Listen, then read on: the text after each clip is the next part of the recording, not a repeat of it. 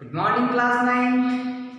चलिए हम पढ़ रहे थे प्रेमचंद के फटे जूते, है ना। हमारा पाठ है प्रेमचंद के फटे जूते।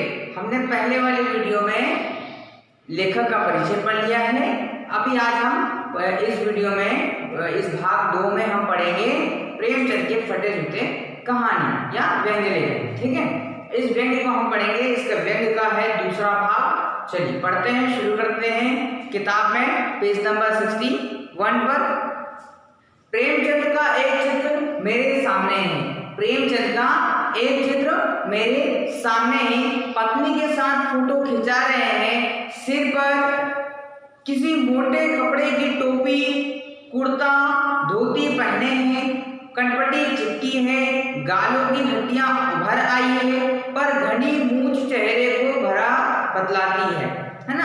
अब वो कह रहे हैं, लेखक उनका एकदम ढांचा बता रहे हैं, एकदम शारीरिक बनावट बता रहे हैं कि लेखक जो प्रेमचंद जी जो है वो किस तरह से बैठे हुए हैं फोटो खिंचवाने के लिए, है ना। वो कह रहे हैं कि मेरे सामने प्रेमचंद की एक फोटो है और फोटो में वो अपनी पत्नी के साथ में फोटो खिंचा रहे हैं। अब उस फोटो में उन्होंने बताया है कि उनके सिर पर एक पगड़ी बंधी हुई है, सफेद कुर्ता पहना हुआ है ना, धोती पहने हुए हैं और उनकी जो कनपटी है वो पूरी चिपकी हुई है, साथ में उनकी घनी मूंछ है ना। ये उनका परिचय।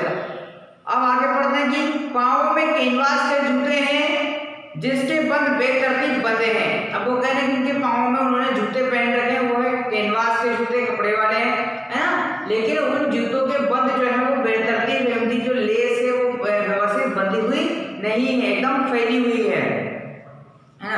तो वो कहते हैं कि और छेदों में बंद डालने की परेशानी होती है, हम बंद कैसे दिए जाते हैं। अब वो कह रहे हैं कि जो बंद जो लेस होती है, उस लेस को डालने के लिए जूते में जो छोटा सा छेद होता है, उस छेद में वहां पर एक स्टील का रिंग डला हुआ है ना। तो वो रिंग निकल गया है, रिंग निकलने से जूते के सारे धागे बिखर गए हैं। तो वहां पर बंद डालने में भी बड़ी तकलीफ होती है। तो बंद डालें तो डालें कैसे, है ना। चलिए आगे पढ़ते हैं कि दाहिने पांव का जूता ठीक है, मगर बाएं जूते में बड़ा छेद हो गया है जिससे उनकी उंगली बाहर निकल आई है। अब वो कहते हैं कि उनके दाएं पैर का अंगूठा जो है वो तो ठीक है ना, लेकिन उनके बाएं पैर का, उल्टे पैर का जूता जो है वो फटा हुआ है और उस फटे हुए जूते से उनकी उंगली बाहर दिख रही है। मेरी दृष्टि में इस जूते पर अटक गई। लेखक कहते हैं कि जब मैं उनकी फोटो देख रहा था तो इस दृश्य को देख करके मेरी दृष्टि उनकी इस फोटो पर अटक गई, इस दृश्य पर अटक गई कि उनकी उंगली जो है वो बाहर दिख रही है। सोचता हूँ फोटो खिंचाने का अगर यह पोशाक है तो पहनने को कैसे होगी। अब वो कह रहे हैं कि यार फोटो खिंचाने के लिए हम लोग कितने बढ़िया बढ़िया कपड़े पहनते हैं, कितने बढ़िया जूते पहनते हैं और टाई और ये सब बढ़िया सूट वूट पहन करके फोटो खिंचाते हैं और अच्छी स्माइल देते हैं, अच्छी पोज देते हैं, है ना। और पीछे का बैकग्राउंड बहुत अच्छा करते हैं, अगर कोई आसपास आ भी जाए तो हम उसको हटा देते हैं। लेकिन प्रेमचंद में इस तरह का काम नहीं था, इस तरह का गुण नहीं था। वो एकदम सहज व्यक्ति थे, जिस तरह का वो बाहर से थे उतनी ही सहजता उनके अंदर से थी। तो वो फोटो खिंचाने के लिए वैसे ही बैठ गए जैसे वो बाहरी काया में थे, है ना। तो वो ये कह रहे हैं कि फोटो खिंचाने का अगर यह पोशाक है तो पहनने की कैसे। बोले कि अगर फोटो खिंचाने के लिए प्रेमचंद के पास ये कपड़े हैं, फटे कपड़े हैं, तो रोज के कपड़े किस तरह के फटे होंगे, किस तरह की बुरी स्थिति में वो रह रहे होंगे।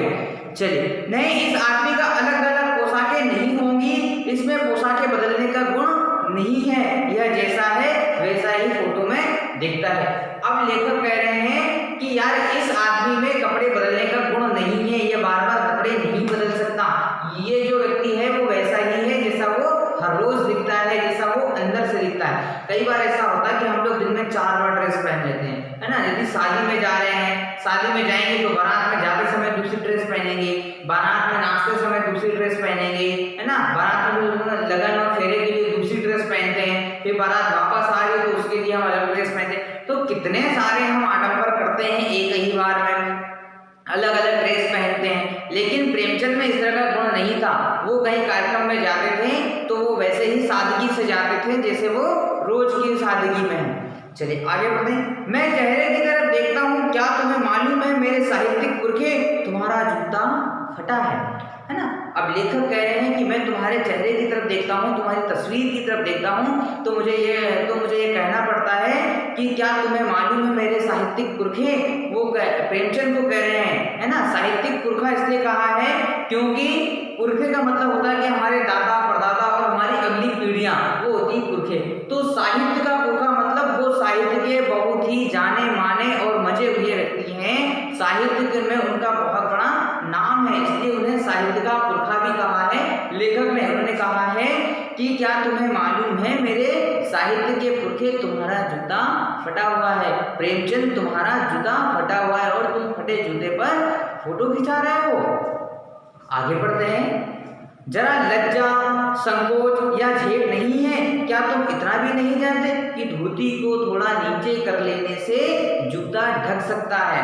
अब वो कह रहे हैं कि तुम फटे जूते पर फोटो खिंचा रहे हो, क्या तुम्हें जरा सी भी शर्म नहीं आती? क्या तुम्हें थोड़ी सी भी लज्जा नहीं आती है ना? चाहते तो तुम धोती को थोड़ा सा नीचे खिसका लेते तो वो फटा हुआ जूता दिखना बंद हो जाता, वो दिखाई नहीं देता, है ना। कि तुम साहित्य के इतने बड़े जाने माने व्यक्ति हो, देश विदेश में तुम्हारे उपन्यास पढ़े जाते हैं, देश विदेश में तुम्हारा नाम चलता है, और फिर भी तुम इस तरह फटेहाली में जी रहे हो, इस तरह से फटेहाली में फोटो खिंचा रहे हो, तो तुम्हें जरा भी शर्म नहीं आती है? क्या तुम इतना भी नहीं जानते कि धोती को थोड़ा नीचे खींच लेने से उंगली ढक सकती है? मगर फिर भी तुम्हारे चेहरे पर बड़ी बेपरवाही, बड़ा विश्वास है। फोटोग्राफर ने जब रेडी प्लीज कहा होगा तब परंपरा के अनुसार तुमने मुस्कान लाने की कोशिश की होगी।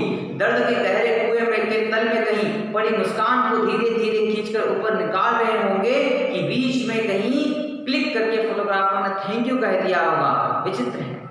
अब वो कह रहे हैं कि हो सकता है जब फोटोग्राफर तुम्हारे पास आया होगा, फोटो खींचने के लिए आया होगा, उसने कहा होगा कि आप स्माइल प्लीज, है ना। तो उसी समय आप अपने चेहरे के, अपने भावों के अंदर से कहीं से स्माइल को, कहीं से मुस्कुराहट को खोजने की कोशिश करते हैं, अपनी फटेहाली में मुस्कुराहट को खोजने की कोशिश करते हैं, लेकिन वो मुस्कुराहट आपको मिल नहीं पाई होगी। वो मुस्कुराहट को आप अपने चेहरे पर ला ही रहे होंगे, हल्की सी मुस्कुराहट आई होगी, अर्ध मुस्कान आई होगी और फोटोग्राफर ने वो फोटो खींच ली होगी। तो वो मुस्कुराहट बड़ी विचित्र है ना। वो मुस्कुराहट नहीं है, वो उसमें बहुत ही व्यंग्य है, उसमें बहुत ही विचित्रपन है कि आप आधे मुस्कुरा रहे हैं और आधा आपका ध्यान कहीं और है। तो यह अधूरी मुस्कान है ना। लेखक ने इस मुस्कान को अधूरी मुस्कान भी कहा है कि यह अधूरी मुस्कान है, यह मुस्कान नहीं, इसमें उपहास है, इसमें व्यंग्य है। लेखक कहते हैं कि यह मुस्कान नहीं हो सकती, इसमें उपहास है, इसमें मजाक है, इसमें दृढ़ता है ना। वो कह रहे हैं कि यह सिर्फ और सिर्फ कोरा मजाक है और कुछ भी नहीं है, यह मुस्कुराहट नहीं हो सकती, है ना। यह व्यंग्य है, यह व्यंग्य है उस समाज पर, उस राष्ट्र पर कि जहाँ का इतना बड़ा साहित्यकार व्यक्ति भी फटे जूते पहनने को मजबूर है। आज उसके पास जूते पहनने के भी पैसे नहीं है कि वो अपने कमाई से जूते खरीद सके और अच्छा व्यवस्थित जीवन जी सके। तो यह व्यंग्य है हमारे समाज पर कि हम सामाजिक लोग या हम भारतीय लोग अपने साहित्यकारों को किस तरह से देखते हैं, अपने साहित्यकारों को क्या दर्जा देते हैं। वो साहित्यकार अपने पूरे जीवन भर में इस समाज को देखता है, इस समाज की समस्याओं को देखता है, रूढ़िवादिता को देखता है और उसको समाज के सामने लाता है, उसको लिखता है और इस समाज की दिशा परिवर्तन में अपना महत्वपूर्ण योगदान देता है। लेकिन हम लोग हैं कि उन साहित्यकारों को समझते नहीं हैं और उनके व्यक्तिगत जीवन से कोई मतलब नहीं रखते हैं। वो व्यक्ति कितनी ही फटेहाली में जी रहा है, इस बात का हमें तनिक भी भास नहीं है। तो वही बात लेखक ने कही है कि यह मुस्कान नहीं हो सकती, यह अधूरी मुस्कान है, यह उपहास है, यह मजाक है, यह व्यंग्य है ना। यही बात लेखक ने कही है। अगले वीडियो में हम और पढ़ेंगे पाठ को आगे कि लेखक ने प्रेमचंद को किस तरह से देखा है ना। तब तक आप इस पाठ को पढ़िए और समझिए। Thank you.